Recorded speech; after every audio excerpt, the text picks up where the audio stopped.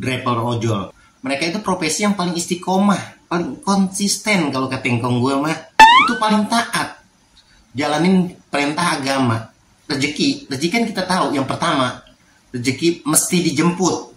Nah yang ngejemput rezekinya sendiri, yang paling rajin siapa? Kedua, setelah berdoa kita diajarin berhamparan di muka bumi. Kita suka ngeliat tuh driver ojol, suka pada ngampar di mana-mana. Allah bersama orang-orang yang sabar. Nah kadang-kadang driver ojol saking sabarnya sampai tidur.